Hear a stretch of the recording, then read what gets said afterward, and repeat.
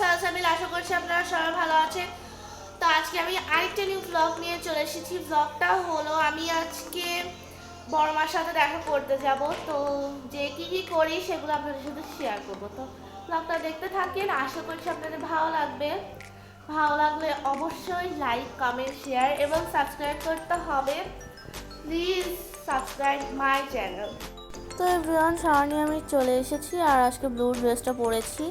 দেন এদিকে আমি বেরও হয়ে পড়েছি। তো এখন কিসে যাওয়া যায় তাই দেখতে হবে। দেন দাদি আর আমি এখানে খুনসুটি করছিলাম। তারপরে আমরা ভ্যানে উঠি, যেহেতু ভ্যানটা খালিই যাচ্ছিল, না হলে আমাদের এই রাস্তায় গাড়ি পাওয়া যায় না। আর এই তো তারপরে আমরা সেনজিতে উঠে পড়ি।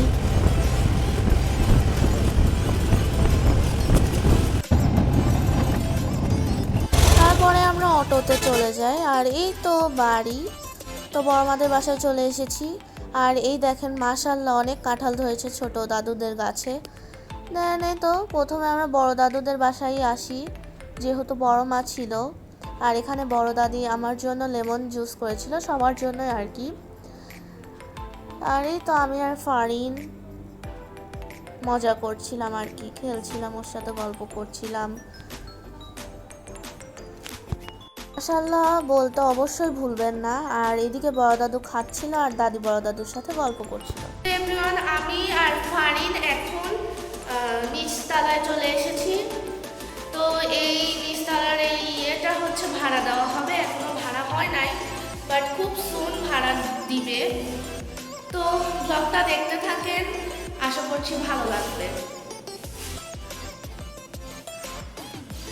দেন দাদি এদিকে লাঞ্চের জন্য এক ধরনের চপ করছিল। আসলে এই চপটার মেন নেম আমি জানি না, বাট আপনারা যদি রেসিপি চান দেবো ইনশাআল্লাহ খুব সুন। তারপরে আমি আর ফাইন বাইরে চলে আসি, একটু ঘুরছিলাম, হাঁটছিলাম।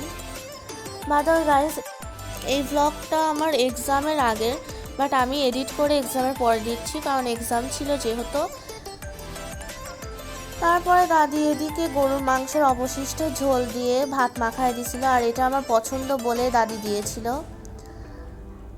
অনেক ইয়ামি ছিল। আর এদিকে আমরা বিকেলে বাড়িতে চলে আসি, যেহেতু আমার এক্সাম আর 2 দিন পর। তো আশা করছি ব্লগটা ভালোই লাগবে। তো এই তো বাসায় এসে তারপরে শান চলে আসে, শানের সাথে একটু গল্প টল্প করি, খেলা করি। আর এটা ছিল পরের দিন সকালে, পরোটা, গরুর মাংস আর আলু ভাজি খাচ্ছিলাম, স্কুলে যাব তাই।